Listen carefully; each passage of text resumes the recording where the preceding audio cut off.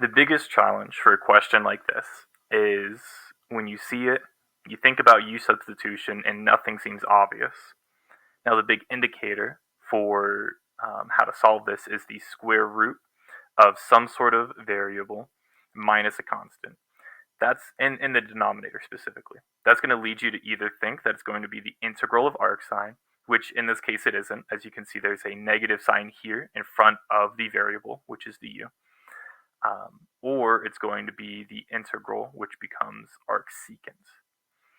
Now, the biggest problem I've seen people have is figuring out this u part. They can figure out the u squared minus the constant squared, and they can sort of figure out the du squared, the du, but this extra u is really what throws them off.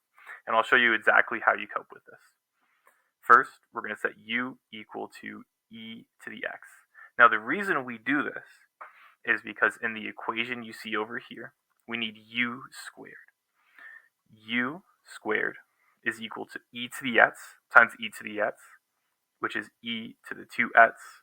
That's just general exponent rule.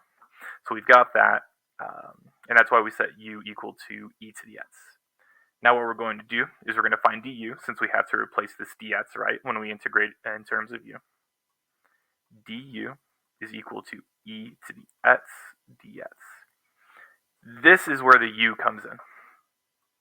We divide both sides by e to the x.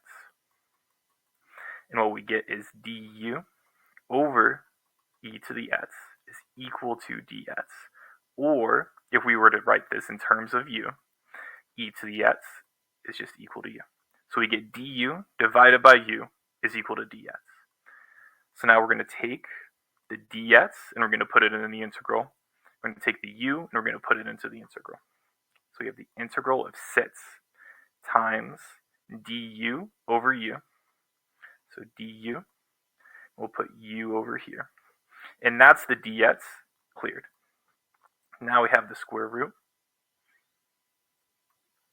of e to the 2x. As I said before, that's just u squared. That's u squared. Minus 4. Now, as you can see over here in the equation, we need it to be a squared. That's very important. So we need to replace this 4 with a 2 squared. Now, there's not much to do other than fill out the formula right half of this formula. We have 1 over a. A equals 2. Just going to write that to make sure it's clear for everyone. 1 over 2 times secant inverse of the absolute value of u divided by a, which is 2 plus c. And obviously the u here, we can just substitute that out and replace it with an e to the x. And that's it. The biggest difficulty is just remembering when you see this square root in the bottom. This is a sign that you're possibly going to be doing some trigonometry. First, you should check if there's any easy u substitutions. But if you can't find any easy u substitutions, start looking through your trig identities, specifically arcsecant and arcsine here.